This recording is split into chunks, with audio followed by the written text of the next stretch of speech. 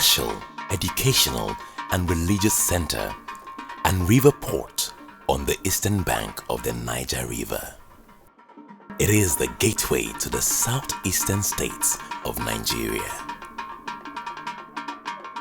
The people of Onitsha celebrate annually the Ofala Festival, a hugely significant celebration that shapes the culture and tradition of the land. Ofala Festival in Onitsha is the epitome of the Onitsha traditional cycle.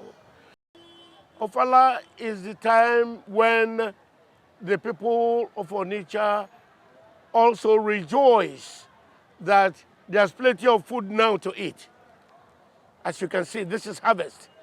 I was talking yesterday and I was saying something like, could it be the white man came here with his religion, with his Christianity, and made sure that our harvest time, which is now, is also the time for harvest in the churches.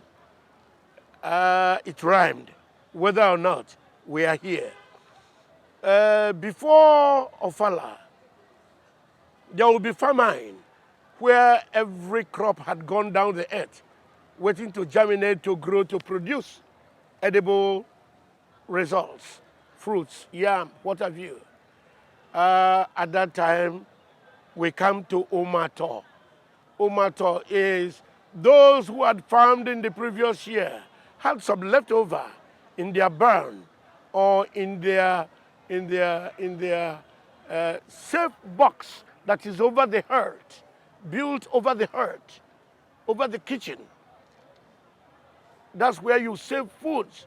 So at the time when there is a famine, they bring them down, things like corn, things like okra, and they make corn food and serve the general public, their relations, those who didn't have, who wouldn't have had, and make them happy. It is, in fact, the Obi's celebration. The revered monarch and paramount ruler of the Onitsha kingdom. So the Ofala is also the time the Onitsha man sees his Obi, his Igwe. The Igwe is not seen in the public. He doesn't even speak in the public.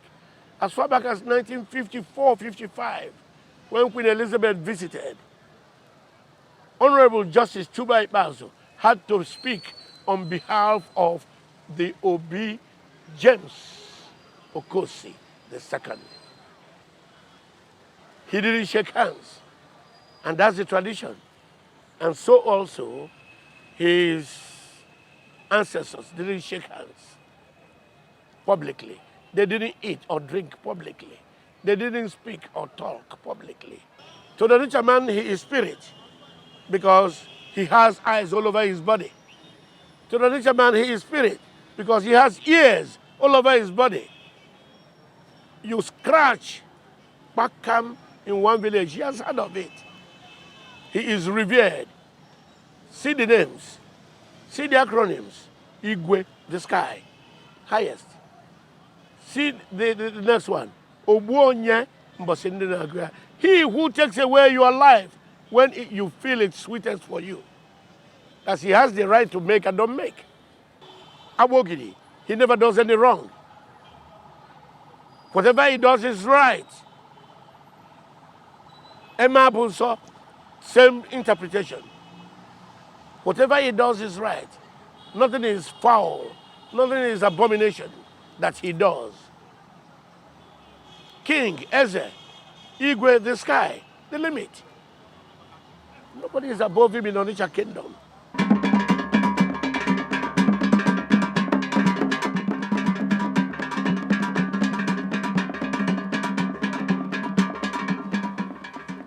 But any custom that is static is tending towards oblivion, towards obliteration.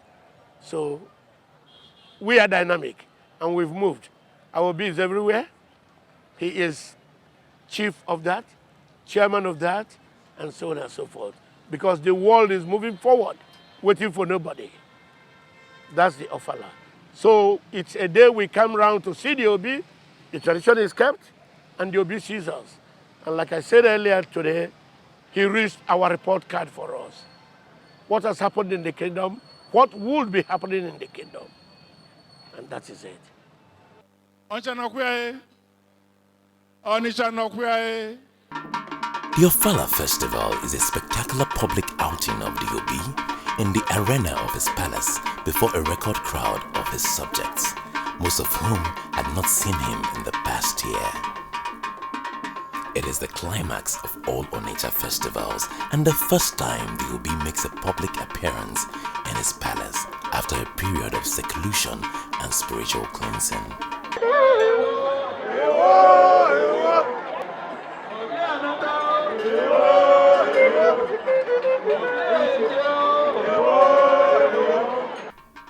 He presents himself to the people and exchanges greetings with them. Another ceremony before the Ofala is the seclusion of the Igwe. I told you it was time of war too. They fought so many wars, and it's time to come and give account. And it was time to rejoice. If you were alive, you fought a good war. You defeated. That's why you were there to talk about it. And Igwe will go into seclusion to atone for whatever souls might have been lost.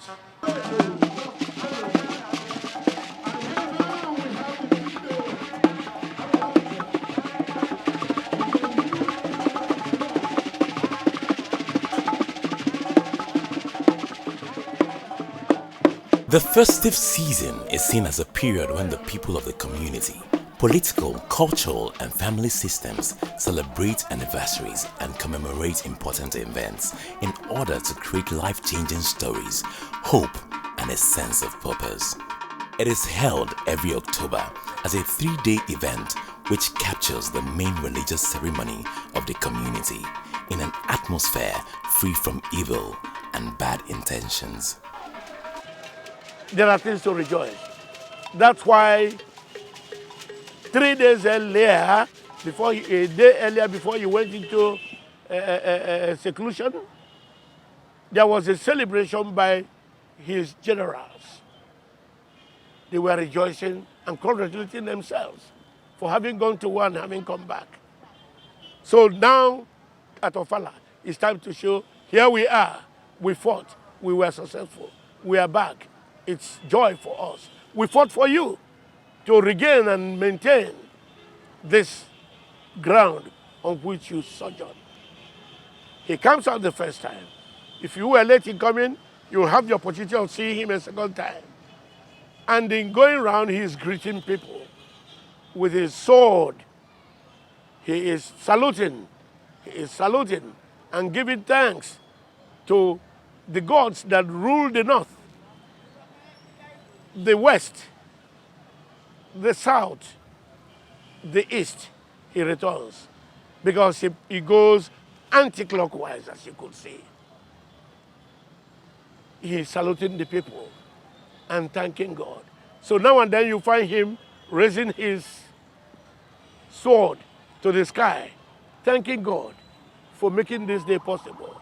So first, second, and last is an opportunity for those who might have arrived late to see him go around to greet his people, for him to behold his people and salute his people, and for his people to honor him and thank God for his life.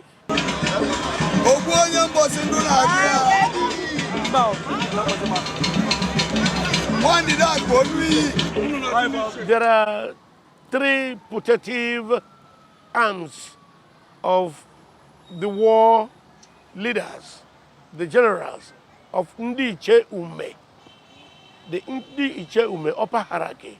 They lead, 3 of them mainly lead the others, the lieutenants, the captains, and so on and so forth. It is dancing in honor, in rejoicing publicly with the king and with those of us who are commoners, to show we've gone to war, we've come back. Some of their dances depict their acts and actions in the war front, like they cut their knives across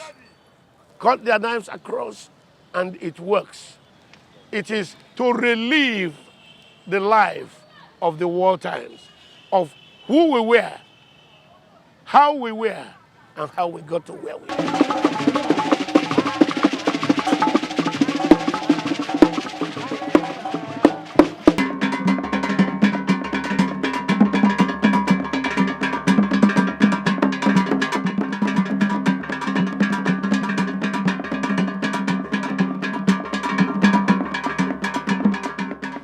The age grade system started about 1852.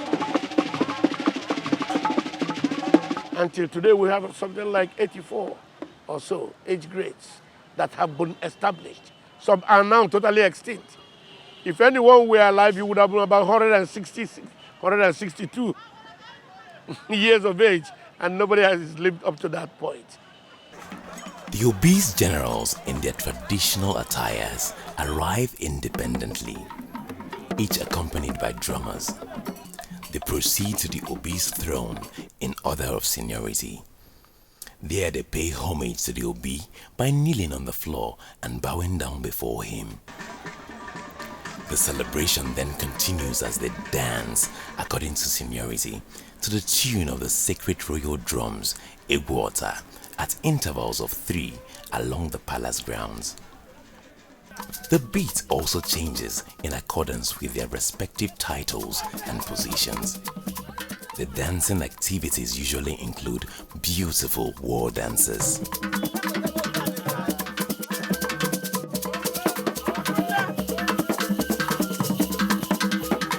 The gunshots are, of course, are keenly, they are regal. The emergence of the leopard, that's another name he has, the leopard.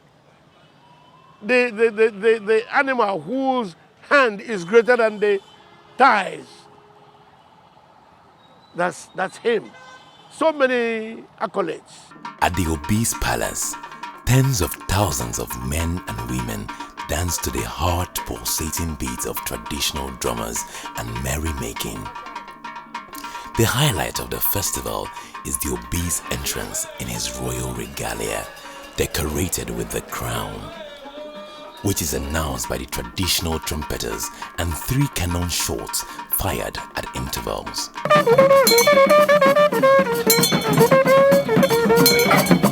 The Ndiches and the Agbalanze lead the procession with the post-coronation song that affirms the people's loyalty to the Obi while the Obi follows.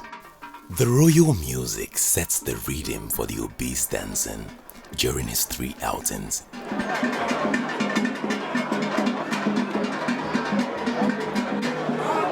If we let all vanish, then we've lost our identity. If you forgot, at any point in time you forgot who your grandfather was, you're not worthy of living, are you? So, maintaining the culture of Onitsha is of utmost importance. Hence, all around us, you can see the statues of the past kings of Onitsha. We want them to live forever. We want the coming generations to know how we started and where we were. And they will continue with it. Because it is a kingdom that will have no end, so long as the world exists. The 3rd outing marks the grand finale of the great traditional annual outing of the Obi as he dances around the square while praise names are showered on him by his subjects. The celebration associated with these ceremonies is indeed worth seeing. For the Ofala, farmers who have been living in their farmsteads must return home to join thousands of fellow citizens in paying homage to their monarch, a practice which is still much alive today as sons and daughters of Onitsha come home from different parts of the world to pay homage to their king. The festival also shows that respect is shown for the Onitsha history and their way of life. It is indeed a great way to keep the heritage alive.